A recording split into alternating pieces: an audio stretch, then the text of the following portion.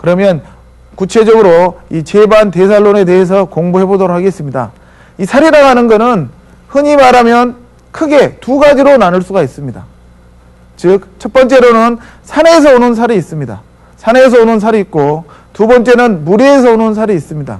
그랬을 때 산에서 오는 살들은 제가 용상팔살이 있고 입수처가 대살처, 지난 강의 시간에 배우셨던 입수처가 대살처라는 것은 산이라는 것은 앞이 있고 뒤가 있었을 때 산의 뒤쪽에다 모시게 되는 것도 산의 뒷부분에 모시고, 또 산이 가고 있는데 그 가는 줄기에다 쓰는 것도 제가 입수처 대살처.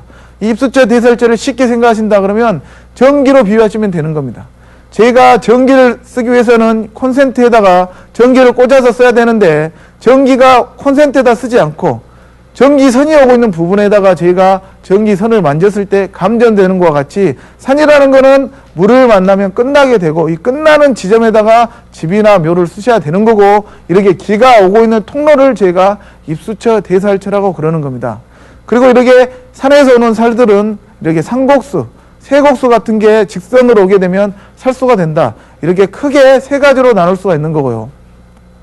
물에서 오는 살은 지금 보시는 것 같이 황천살이라고 합니다. 이렇게 황천대살, 황천소살, 묘고살인 황천살, 그리고 생래파왕살, 그리고 왕거 충생살, 그리고 충생살, 파왕살, 이렇게 살들이 구분되어 있습니다. 그렇기 때문에 제가 살을 구분할 때는 크게 이 용해에서 오는 살이 있고 물에서 오는 살이 있다고 크게 생각하시면 제가 쉽게 이해가 되실 것 같습니다.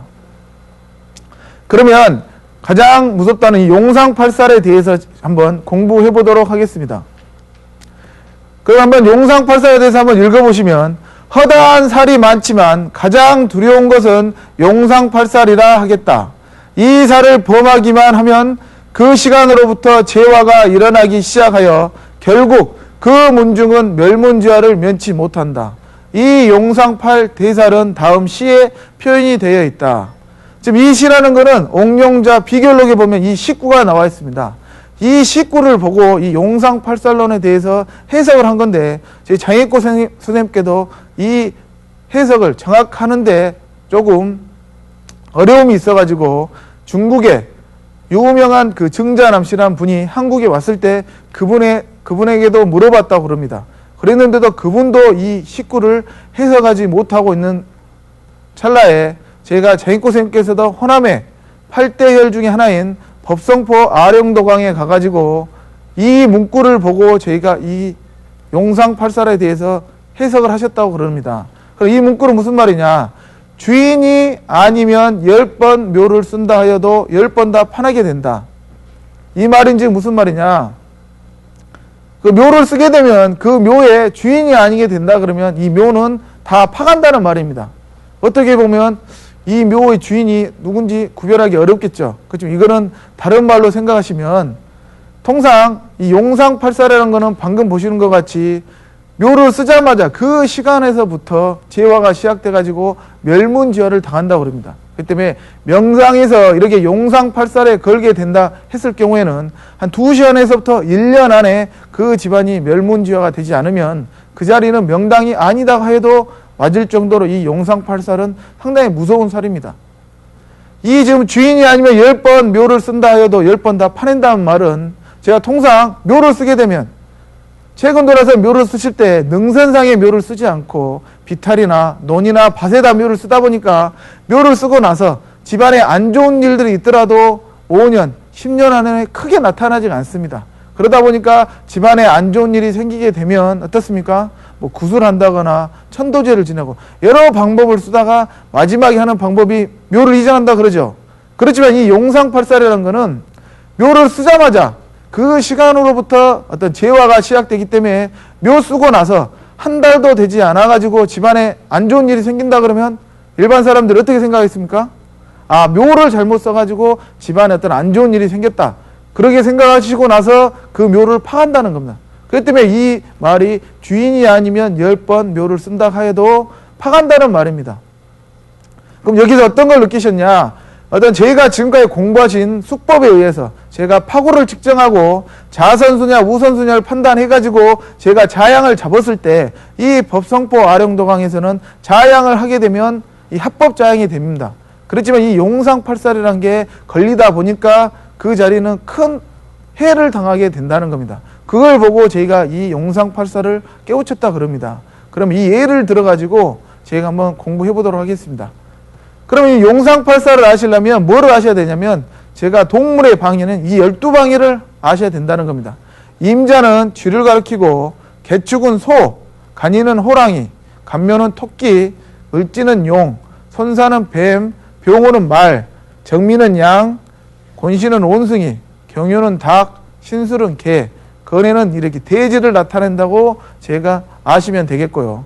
또 하나는 제가 이 팔개방위, 임자개를 간방이라 그러고 축, 간인을 간, 진, 손, 이, 곤, 태, 건 이렇게 8가지 방위를 한번 숙지하시고 나서 제가 이 용상팔살에 대한 식구에 대해서 한번 공부해 보도록 하겠습니다. 이 용상팔살로 이 네 식구는 제가 어떤 비결록에 나와 있는 내용이기 때문에 상당히 해석하기가 난해하는데요. 이 마지막 구절은 어느 정도 해석이 가능합니다. 총택봉지 일단휴란 말은 총, 어떤 묘나 택, 집을 지었을 경우에 어떤 이와 같이 묘나 집을 지었을 경우에 일단 휴식을 취하란 말은 우리가 좀 우스갯말로 하면 이 지구를 떠나라는 겁니다. 푹 쉬라는 말이기 때문에 이렇게 묘나 집을 쓰게 되면 죽는다는 말을 나타내고 있는 것입니다. 그렇기 때문에 이거는 이 식구는 한자 한자에 다 뜻이 있는 겁니다. 그렇게 되면 이 한자 한자에 대해서 한번 해석을 해보도록 하겠습니다. 그럼 첫 번째 이 감용이라고 하는 것은 우리가 용상팔살의 첫 번째 자는 팔개방위를 나타내는 겁니다. 팔개방위를 나타나고 두 번째 있는 자는 이 동물을 나타내는 겁니다. 근데 이 감이라고 하는 것은 저희가 임자, 개를 나타낸다 그랬죠? 임자, 개 중에서 우리가 임자는 부부고 개는 혼자 떨어져 있죠? 그렇기 때문에 개는 다 버려버리고 임자만 택하는 겁니다. 그리고 뒤에 있는 용이라고 하는 것은 용을 나타내는 방위는 을진방이죠. 그렇기 때문에 진만 나타내는 게 아니라 을진 두 개를 같이 나타내는 겁니다. 그때 이거를 해석한다 그러면 이 임자에서 용이 왔을 때 제가 묘나 집을 을진양을 쓰게 되면 이게 용상팔살에 걸린다는 겁니다. 이 용상팔살은 어떤 상생상극에서 상극에 걸림으로써 어떤 살을 범하게 되는 겁니다. 그렇기 때문에 감용이라고 하는 것은 임자에서 산이 왔을 때 을진양을 쓰게 되면 용상팔살에 걸린다는 겁니다. 그리고 곤토를 해석하게 된다 그러면 곤이라고 하는 것은 곤신에서 용이 왔을 때 토끼죠. 토끼라고 하는 것은 간묘를 나타내는 겁니다. 그렇게 되면 곤신용에서 입수를 했을 때 간묘향을 쓰게 되면 저희가 용상팔살에 걸린다는 겁니다. 이 용상팔살이라는 것은 8가지가 있는데 이 8가지 중에서 한 가지만 제외하고 저 6개는 왔다 갔다 하는 겁니다. 지금 곤신에서 용이 왔을 때 간묘향을 쓰면 용상팔살이고 진산 후락이 가지고 진이라는 것은 간묘를 나타냅니다. 간묘령일 때 제가 원숭이 곤신양을 쓰면 용상팔살에 걸린다는 겁니다. 그렇기 때문에 곤신령일 때 간묘양을 써도 용상팔살이고 간묘령일 때 곤신양을 써도 용상팔살에 걸린다고 하는 겁니다. 이런 식으로 공부하시게 된다면 쉽게 이 용상팔살을 이해하실 수가 있겠습니다. 그러면 나머지 손이라고 하는 거는 제가 팔개방에 손을 가리키는 거고 제가 쌍산 부부끼리 봤을 때는 이렇게 손사로 용이 왔을 때 경유양을 쓰게 되면 용상팔살이라는 거고요. 제가 건마란 거는 건해로 산이 왔을 때 병호 쪽으로 향을 쓰게 되면 용상팔살에 걸린다는 겁니다. 그렇기 때문에 이 용상팔살 중에서 가장 주의 깊게 보셔야 될 게 이 건마입니다.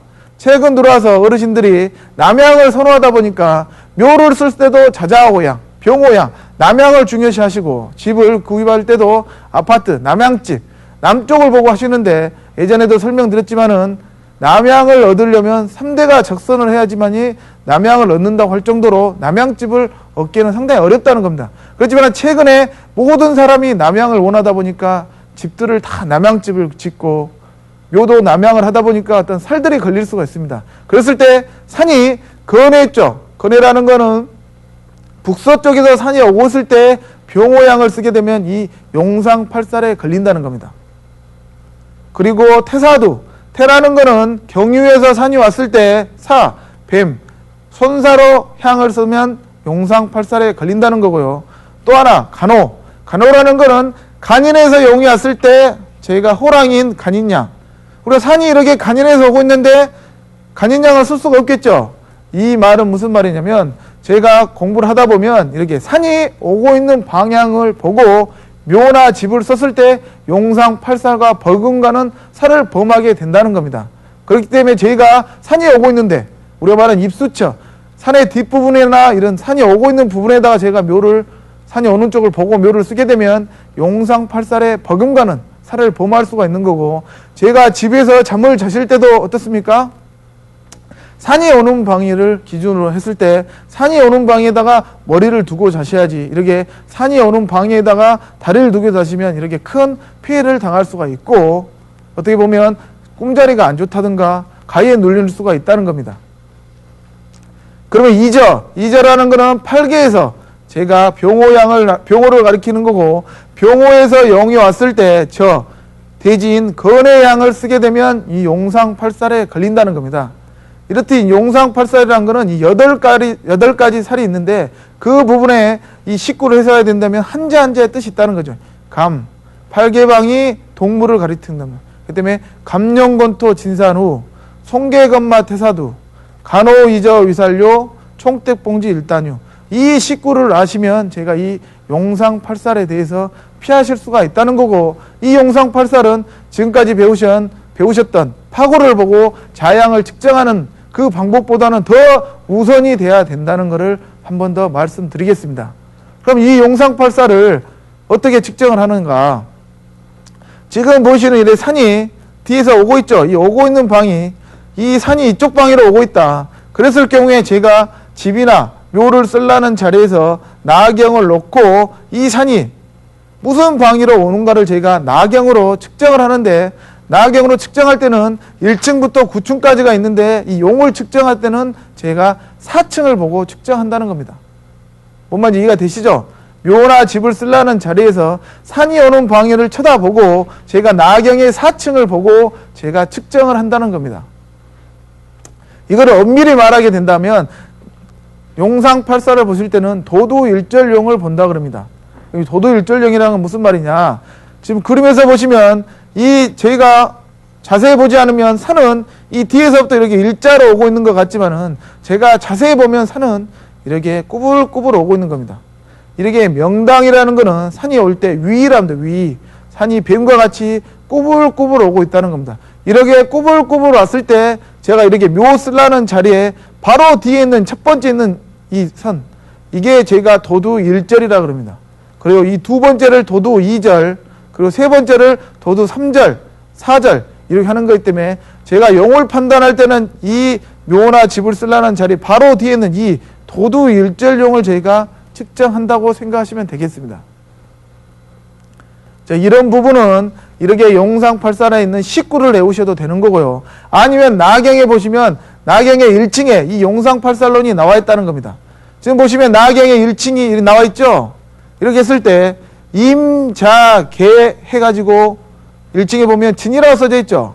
이렇게 하셨을 때 임자계에서 용이 왔다 이렇게 하시면 안 되는 거고, 임자 부부끼리 해야 되는 임자에서 용이 왔을 때 진이라고 하는 거는 이렇게 을진양을 하면 용상팔살에 걸린다는 겁니다. 그 때문에 나경의 1층에는 이 용상팔살이 나와 있다는 겁니다. 임자령일 때는 을진양을 쓰면 용상팔살이고, 건해로 산이 왔을 때는 이 병호양을 쓰면 용상팔살이고, 경유 쪽으로서 산이 왔을 때는 이 손사양을 쓰면 용상팔살이고, 곤신에서 산이 왔을 때는 이 간묘양을 쓰면 용상팔살이란 말이고, 병으로 산이 왔을 때는 건해양을 쓰면 용상팔살이란 말이고, 손사에서 용이 왔을 때는 유가 용상팔살에 걸린다는 거고요.